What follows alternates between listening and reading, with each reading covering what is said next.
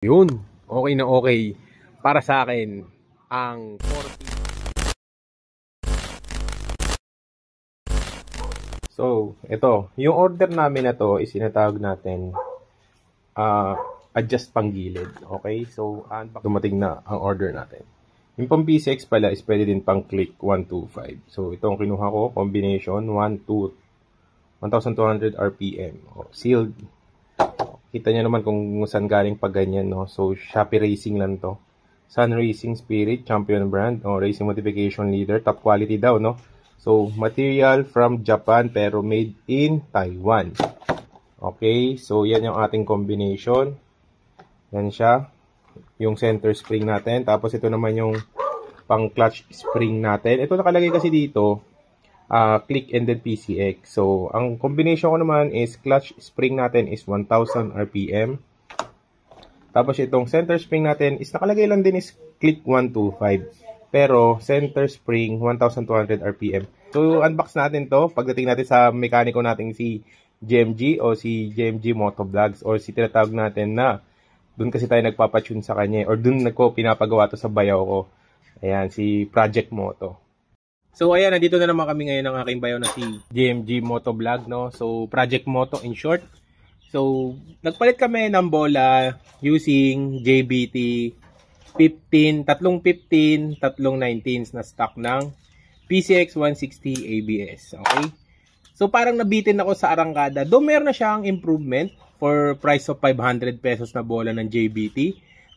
Tapos, parang nabitin lang ako or wala lang magawa tong bayaw ko na to, no? Sabi niya, kuya, okay daw to, okay. Eto na ang solusyon. Bumili kami. Center spring. RPM natin is 1200 RPM. Using the trusted Sun Racing, no boy? Sino mo nauna? JBT o Sun? JBT? Sabi, Sun daw. Sabi, Sun. O, yun. So, ito ang binili namin. O, Japanese technology made in Taiwan. So, ito ang packaging niya. Center spring natin. 1200 RPM na center spring. Tapos, bumili na rin ako ng bola using the 14G. Ayan. Sun Racing din, syempre. Hindi to sponsored. Baka isipin nyo, pinopront ko to, no? Maganda dito, kaya ako to binili kasi pag nasira, doon natin malalaman kung okay ba talagang durability nito, di ba? Kasi syempre, lahat naman sa atin ng mga courier, lalamove rider, nakamotor at nag-upgrade. So, para meron na rin silang idea. Tapos, itong thirdly, bumili rin ako nito na clutch spring na 1000 RPM. Click PCX ang nakalagay. Okay? So, Sun Racing, ayun na, binabaklas na ang aking bayaw. So, kasi syempre, ba't kami nag-upgrade? Kasi less than 1,000 lang yung yung tatlong parts na yan. Etong tatlo. Ayan, less than 1,000 lang yan. Okay? So, magkakaroon na tayo ng improvement. Babaklasin niya na yung panggilid. Boy, mainit, boy? Kagaling lang sa ano. Kagaling sa biyahe, baklas na agad. So, ayan, papakita namin sa inyo mamaya kung anong maging resulta or anong meron sa loob nito after nung cleaning natin ng ilang linggo pa lang and then ngayon nag-upgrade na tayo or magbubukas na naman tayo ng panggilid. Ayan. Yun, sa packaging tayo, no? Sa packaging ng Sun Racing is para sa akin is 10 out of 10. Ganda. So then, 10 out of 10. Okay? Sa JBT kasi parang basic lang. Oh, sinubukan kong baklasin kung matatanggal ko talaga tong sa Sun, no? So dito is okay yung quality. Pati packaging niya, ha? Rather than dun sa JBT, ito honest review lang naman. Kung galit kayo sa akin, yan, follow nyo ako. Ito, binili ko to, nireview ko to, honest review lang para sa inyo. Pero kasi syempre, hindi natin kailangan ng mga packaging. Pero nga lang, sa packaging, dun mo palang malalaman kung hindi tinipid at tinipid ang isang produkto. Ayan, o ito, pinag-isipan. Pinabaklasan ng bayaw ko. Ayan. So, tignan natin, no, kung ano mangyayari, kung ano magiging itsura. Hindi na pala kayo maglilis ng panggilid, no, kasi maglinis pa ba ng panggilid, boy? Hindi na kayo maglinis ng panggilid. So, ito na lang ginagawa natin. Basic na lang sa removing. So, ito na, no? So, nabaklas na ng bayaw ko. Ayan na siya, nagbabaklas na. Pero inabala ko. Yung kanan is Sun Racing. Yung kaliwa is stock. Kung nakikita nyo, mas malalaki na yung spring. Mas matataba na siya. So, ito na yung atin na ikakabit sa ating daily PCX. Daily rider kasi yan natin. So, ayan. So, tignan natin kung magkakaroon ba ng improvement, no? Kung ito is Maglalagay tayo kasi kung titignan mo, mas mahaba na yung ikot ng spring. Mas marami. Or kung titignan mo, mas makapal na talaga siya. So yan, nakabit na ng aking bayaw ang Sun Racing Center Spring. So goods na tayo. Goods in the hood. Sana lang maging okay at maging smooth ang pagtakbo. Pero gagamitan pa rin natin ang torque wrench yan. Okay. So ibabalik na namin ang bayaw ko itong dito. Ano tawag na mo? Clutch, no? Sa clutch, assembly sa likod. Kailangan nyo daw ng Y-tool. Tapos 54 yung kanyang sa torque wrench. 54 Newton meter, no? So yun ang kailangan. Hopefully sana yung iba wag gagamit ng impact or kahit anong panghigpit. Dapat itong may torque kayo talaga, torque wrench, kasi para mas alam nyo yung tamang specs at tamang higpit ng bolt and nuts nyo dyan, para walang iwas lost thread. Kasi gano'n yung nangyari sa kasambahay namin na sinisi siya dahil daw na lost thread, no? So ang galing ng shop na yan. Kaya yung bayo ko, dito kami sa torque lang, tapos Y-tool. Okay? O, tinatanggal na, first time. Kasi ang gagawin namin ngayon dyan, straight 14 na. Tipin mo, ang layo ng ano, no, pinanggalingan, from 19, tatlong 15 ngayon, 14 lahat. Titignan natin kung ano mangyayari. So ito na, nakabit na ng aking bayaw, ang mga bola natin, no? Straight 14 na kami ngayon. Ewan ko ba kung anong timpla ng ginagawa. Walang tuner. Kabala na kami sa buhay namin. Straight 40 na ang ilalagay natin bola. By Sun. Okay, salpak mo na yan, boy.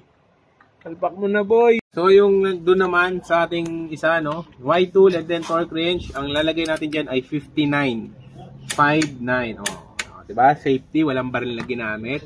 All goods in the hood. Yung likod naman na nut yan sa pinakalikod is 49. Ang kailangan nyo, ha? Newton meter, 49. Huwag yung impact, ha? Para hindi bumilog at baka manisi kayo, baka sisihin kayo ng shop na lost thread. Huwag yun.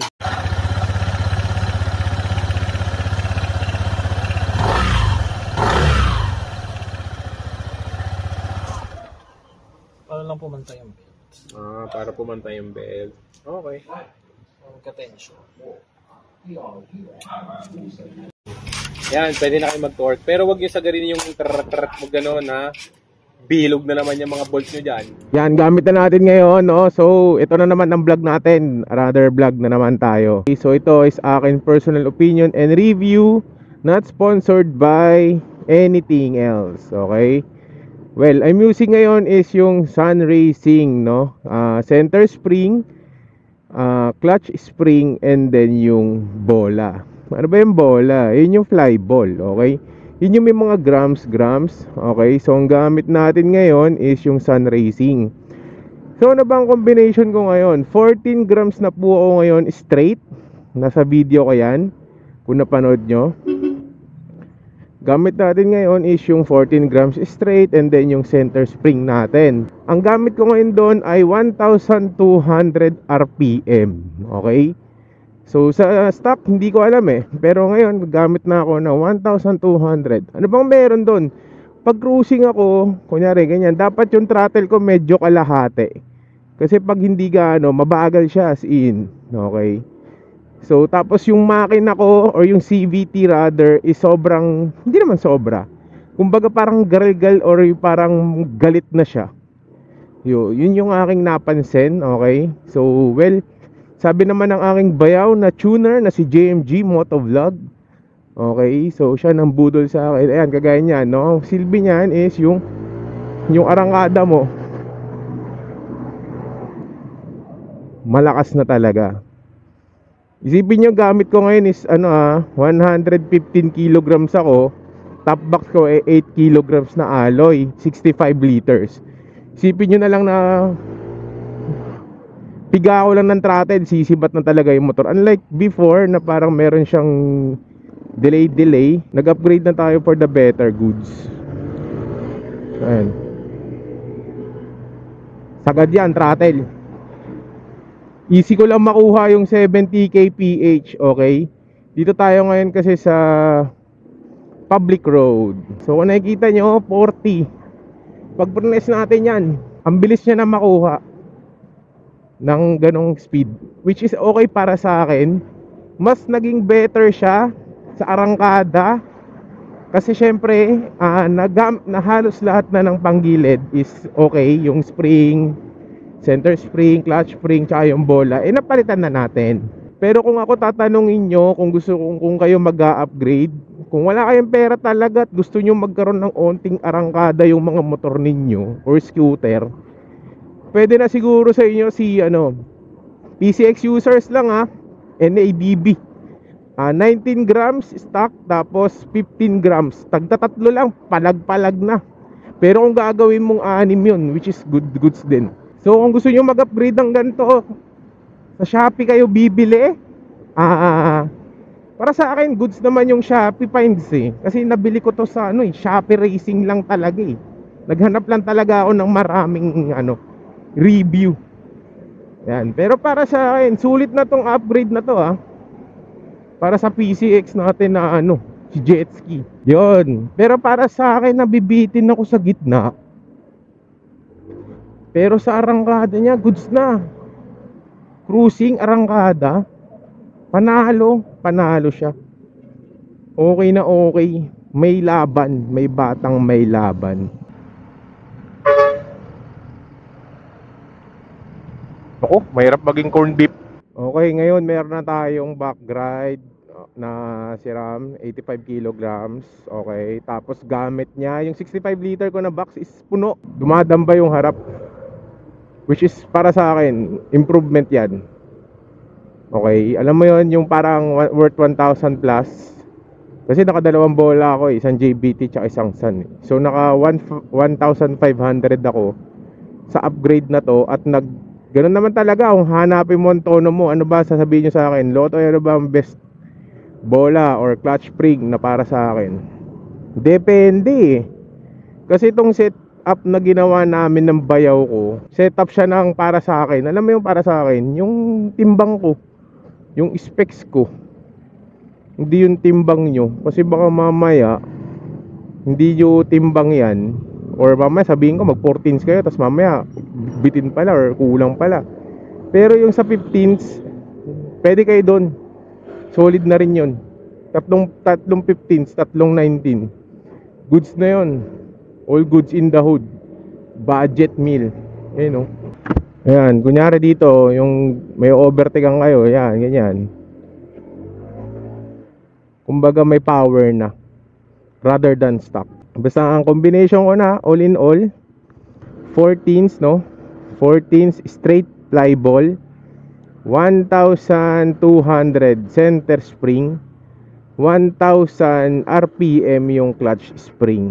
Para sa PCX with OBR, 115 kilograms ako, SRAM ay 85 with top box na 65 liters, 8 kilograms din yon. Aangat at aangat. Goods na goods yung motor. Pero kung mag-upgrade kayo, kung mag-upgrade man ako sa susunod, yung sinasabi yung bayaw ko yung drive pace ba yun? Ayun kagaya ngayon, dahan-dahan, mataas yung RPM bago umandar. Ayan, medyo pag ganun mabagal. Pero kung pag inano mo na talaga yung throttle, may bibigay talagang power yung ating combination. So para sa akin, 100% goods na goods yung upgrade na ginawa ko. So yun lang.